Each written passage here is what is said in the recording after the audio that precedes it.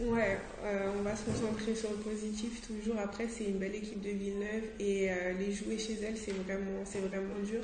Surtout avec le collectif qu'on a, on a trois joueuses qui sont absentes, donc on a dû aller vraiment à la bagarre avec toutes les joueuses qu'on avait de disponibles. Moi, je retiens notre défense. Je pense que collectivement, on a un très bon groupe, on a beaucoup d'énergie, on a beaucoup de hargne et je trouve que jusqu'au troisième quart-temps, on s'est battu et oui, après, on s'est fait du mal avec les pertes de balles. Et je pense aussi que c'est la fatigue qui a pris le dessus, mais il y a beaucoup de choses positives que je vois et en plus, on a une équipe qui se connaît pas vraiment, donc voilà. Au bout de 6 journées avant cette trêve internationale, vous affichez un bilan plus que positif parce que 4 victoires, 2 défaites. Euh, c'est un départ quand même, je pense, plus que correct pour vous cette saison. Ouais, c'est sûr. Après, je pense qu'on a aussi beaucoup de travail. On attend que Sarah et Abby reviennent pour nous aider un peu au niveau des rotations, mais je pense que le travail, il est là. Et il faut qu'on continue à persévérer, il faut qu'on apprenne à se connaître un peu plus et surtout faire attention à ces trous d'air qu'on peut avoir par moments qui nous font du mal, surtout en fin de match. D'un point de vue personnel, tu rentres là comme ça dans cette ligue féminine de basket. Est-ce que tu te sens progresser? Oui, c'est sûr. C'est pas un poste que j'ai l'habitude de jouer. Ça va faire 5 ans que je joue au poste 4, mais je pense que de nature, c'est le poste qui m'est, que je devrais jouer. Et je pense qu'avec Romy, on fait beaucoup de travail en dehors pour que j'essaye de me sentir plus à l'aise et que j'agrandisse mon panel de jeu. Je pense que c'est important. Avec ma taille et mon envergure, il y a beaucoup de choses qu'on peut faire. Donc, c'est sûr que c'est un ajustement qui n'est pas simple. J'apprends beaucoup, mais ça fait plaisir. Ça fait plaisir.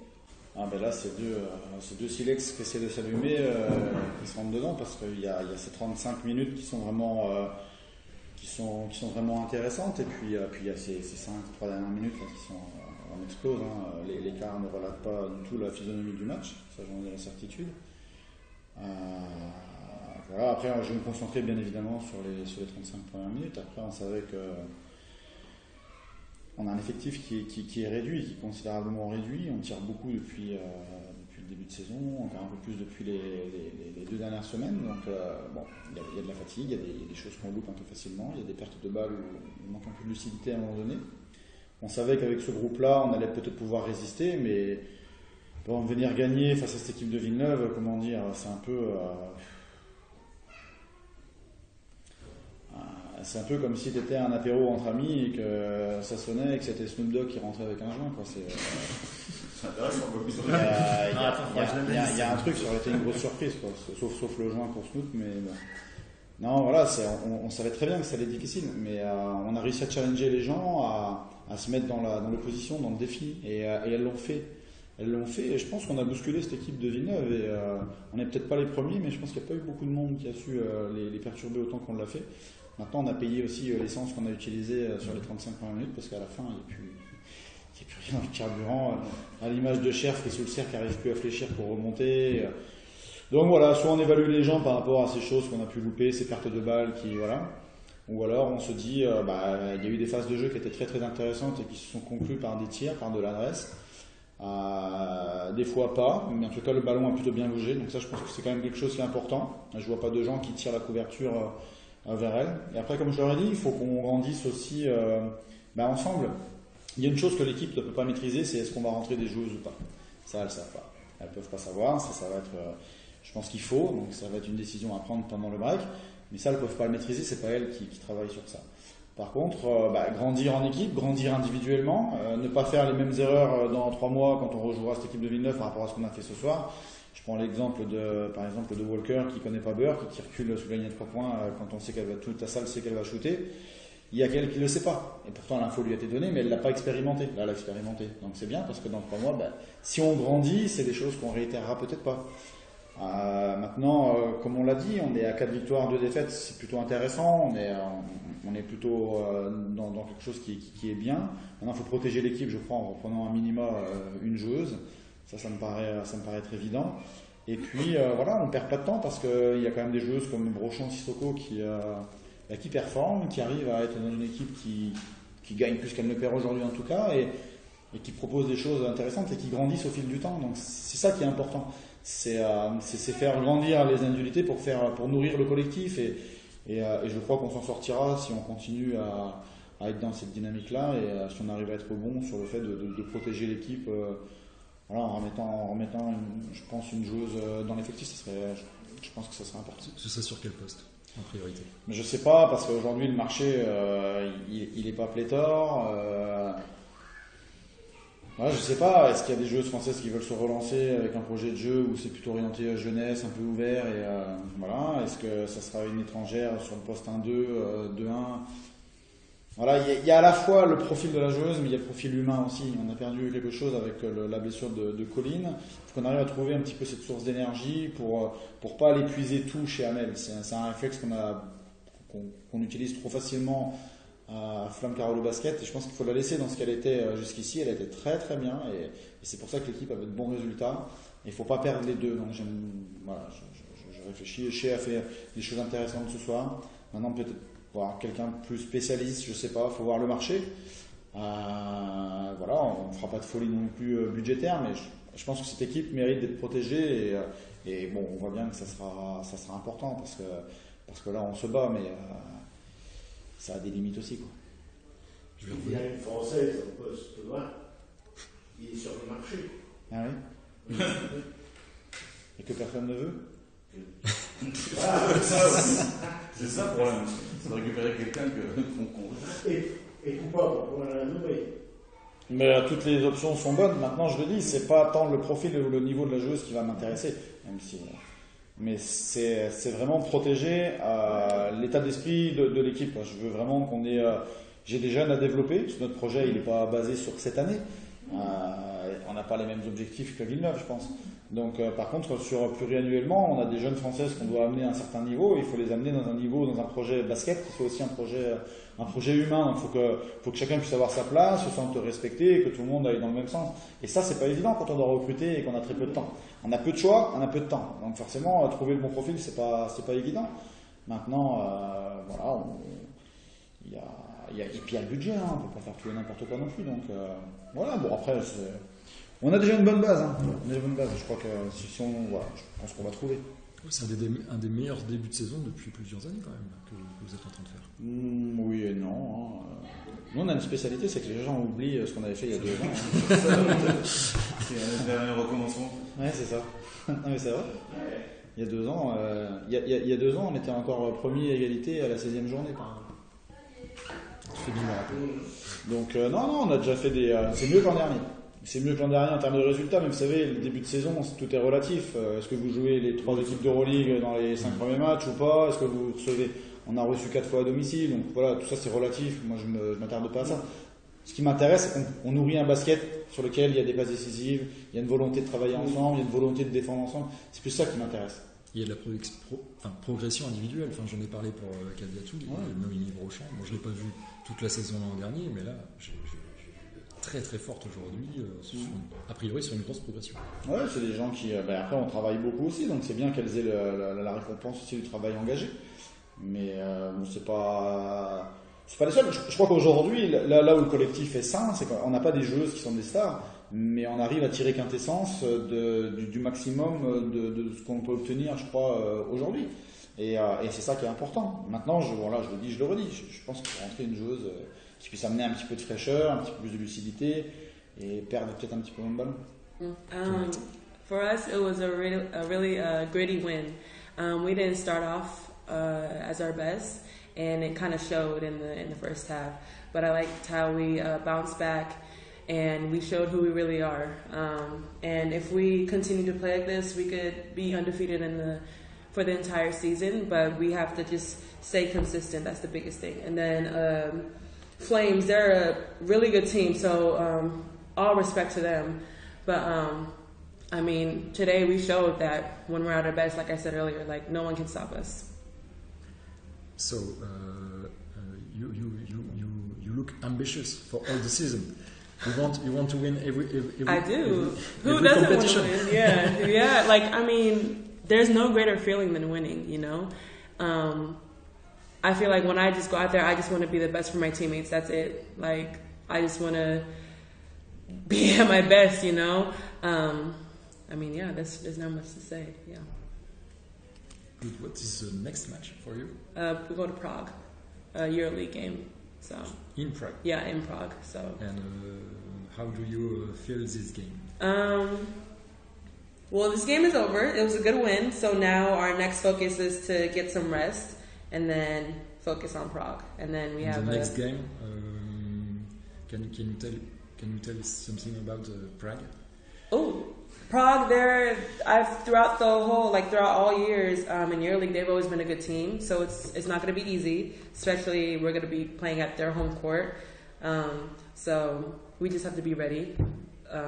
We know that it's not going to be in our favors, but we just have to play our best. Thank you. You're welcome. Thank you. On sait que cette équipe de Charleville est toujours une équipe difficile à manœuvrer. C'est le cas depuis des années maintenant.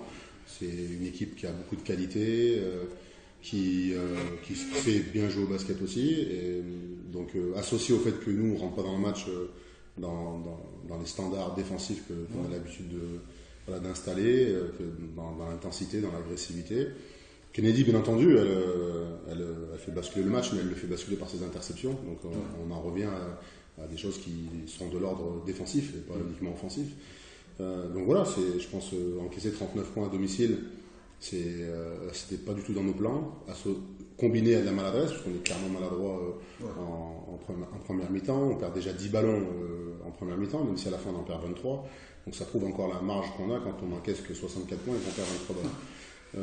Mais voilà, en tout cas pour le coach que je suis, c'est intéressant de voir aussi comment on est capable de réagir. Est-ce qu'on a cette capacité à pouvoir réagir quand on est un peu dans le dur? Ça a été le cas parce qu'on est mené à la mi-temps et on avait envie de montrer un autre visage. Voilà. Et le visage qu'on a montré, c'est celui qu'on montre depuis maintenant le début de la saison, en étant vraiment conquérant, en défendant haut et pas laisser cette équipe de Charleville dérouler son basket. Parce que quiconque laissera Charleville dérouler son basket sera confronté à ce genre de difficultés. Et on a la chance que ça nous sourit ce soir parce que ça dure que 20 minutes.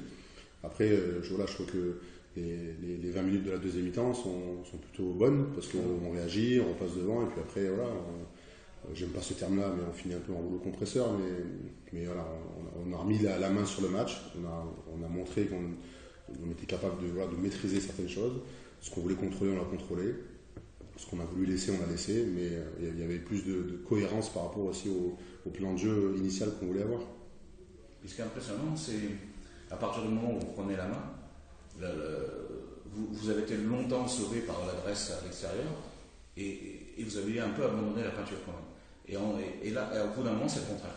Vous mettez la pression aussi à l'intérieur. Ouais, mais je rebondis sur ce que je disais tout à l'heure, c'est qu'on a joué avec deux visages complètement différents. Ouais.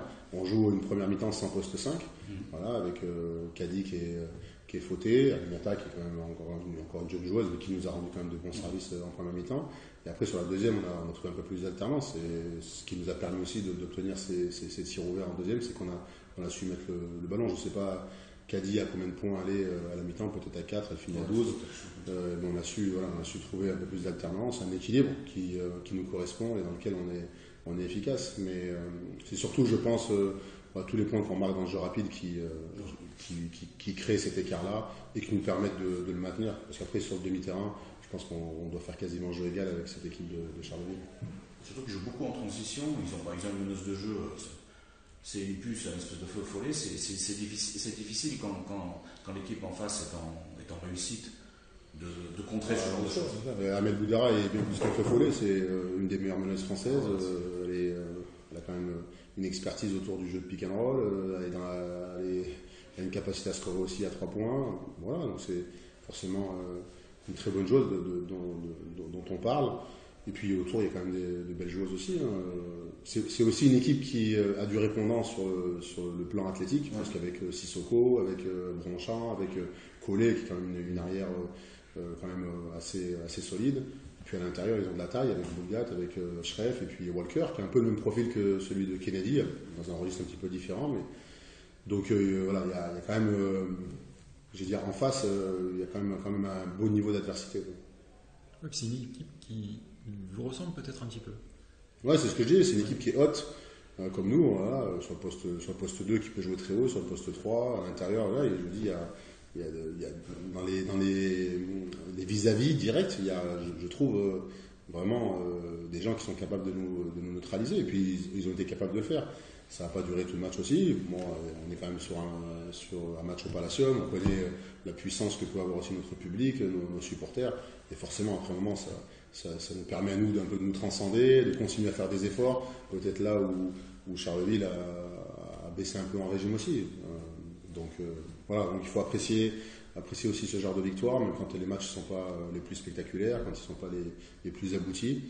Mais il y a quand même des vraies satisfactions, je trouve, à retenir de ce match-là, des vrais enseignements sur les difficultés qu'on a rencontrées en première mi-temps, mais aussi la façon dont on a eu de réagir sur cette deuxième mi-temps. Voilà, donc je le dis aux joueuses depuis quelques jours maintenant, plus on va avancer dans la compétition, plus on va gagner, plus nos adversaires vont être plus forts, parce que ils vont jouer contre le leader avec, comme on dit, rien à perdre et tout à gagner.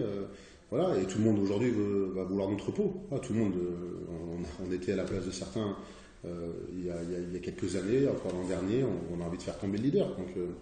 Donc il faut s'attendre à que nos adversaires aujourd'hui viennent avec cette ambition-là. Peut-être décomplexés, mais avec l'ambition de faire tomber le leader. À nous maintenant de montrer et faire preuve de caractère pour éviter que ça nous arrive. Mais, je le dis souvent aussi, plus on gagne, plus on se rapproche de la défaite, de la prochaine défaite. Mais comme à l'inverse, plus on perd, peut-être plus on se rapproche de la victoire. Mais voilà, donc à nous de rester concentrés pour pas tomber dans certains pièges. Je pense qu'il faut qu'on reste concentré, qu'on reste discipliné. Voilà, mais je le disais, Charleville est une bonne équipe avec vraiment des joueuses de qualité, une équipe qui sait bien jouer au basket. Elle n'est pas deuxième du championnat pour rien du tout, donc voilà, à nous de continuer à progresser. Il ne va pas falloir qu'on se contente simplement de ça si on veut continuer à accrocher cette première place. Voilà. L'histoire de l'invincibilité, c'est pas un objectif important en soi. On en parle, donc oui, ok. Comme je le dis souvent, on se le murmure un petit peu entre nous, mais le plus important, c'est de rester là en haut le plus longtemps possible pour avoir la meilleure configuration possible sur les phases de play-off, en validant bien entendu cet objectif-là qui est primaire, bien entendu. Ce qui est intéressant, c'est que le coach adverse disait qu'ils sont tombés en pleine d'aisance. Sous-entendu, il y a le match de Coupe d'Europe, ça les a usés. Je crois du contraire, ça doit aussi jouer en Coupe d'Europe contre Bologne. Votre récupération, elle est supérieure à celle de vos adversaires. C'est grâce à la profondeur de banc, c'est grâce au travail de la semaine, c'est un mélange des deux. Bon, ce soir, il joue avec 8 pros, moi là où je joue avec 9 pros, avec quand même parmi mes 9 pros des jeunes joueuses. Je ne pense pas que ça soit vraiment sur l'histoire de la profondeur de banc. Maintenant, le contexte est différent. Nous, on a joué un match de Euroleague à domicile, on joue un match de championnat à domicile, là où eux, ils étaient en déplacement. Et en plus, c'est un match qu'ils ont joué avec une prolongation, voire deux prolongations. Donc forcément, il y a des joueurs qui ont joué, je crois, 47-48 minutes. Ça les a automatiquement impactés. Surtout que c'est un match qu'ils ont vraiment joué jusqu'au bout pour le gagner. Donc là je rejoins Romu sur le fait que son équipe a certainement eu une panne d'essence. Voilà. Mais ce qui est intéressant, c'est qu'on a été capable de créer cette panne-là, parce qu'on aurait pu très bien jouer sur un tempo différent. Et voilà, on savait que construire la victoire, c'était le faire de cette façon-là, en jouant à notre rythme, et pas laisser cette équipe de Charleville contrôler et manager le tempo. Donc voilà, il y a forcément il y a plein de choses, mais je rejoins Romu, en effet, la situation dans laquelle il est moins confortable que la nôtre, où on a joué mercredi à domicile, et en plus on est sur une victoire, donc forcément en termes de confiance c'est plus simple que quand tu perds un match après 2 prolongations. Voilà, mais voilà, aujourd'hui on va se reposer, parce qu'on parlait de récupération, il va falloir se reposer. On a quand même défié encore ce soir qu'on passe un gros temps sur le terrain, et puis se mettre à la tête au match de Prague en Euroleague mardi, avec une vraie ambition d'y aller pas pour visiter la ville, mais une très belle ville d'ailleurs, mais surtout pour aller y gagner. Et avant de permettre à certaines de vraiment pouvoir se reposer pendant cette trêve internationale, pendant que d'autres porteront le maillot de l'équipe nationale et iront défendre leur pays pour la qualification de l'Euro 2025. Donc voilà, ce match-là était un petit peu un tournant pour nous parce qu'il arrive aussi, je parle au moins de la Ligue féminine sur une fin de cycle. Donc c'était important de pouvoir emmagasiner encore 2 points ce soir et pas perdre des points sur la route. Dernière question par rapport au match de Prague. D'après toi, quelles seront les clés pour vraiment avoir des vraies chances de gagner ce match? À l'extérieur, c'est bon. Il y a toujours si on peut rendre le match le plus défensif possible, je pense que ça sera mieux pour nous parce qu'on va certainement pas avoir le même niveau d'adresse qu'on peut avoir à domicile. Même si je trouve que pour l'instant, ça nous réussit plutôt bien de jouer à l'extérieur. Mais voilà, je pense qu'il va falloir, à l'image de cette deuxième mi-temps là, contre Charleville, montrer un visage très défensif.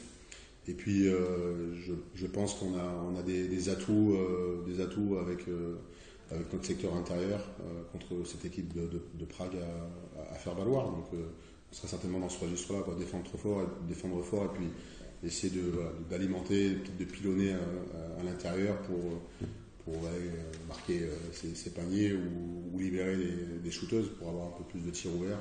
À l'extérieur, c'est un peu mieux si on va être un peu plus adroit que d'avoir des tirs contestés.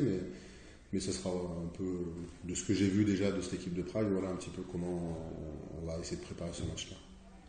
Très bien, merci. Mais je ne vais pas tout dire parce que Valou elle comprend le français et puis elle va donner les infos à sa coach.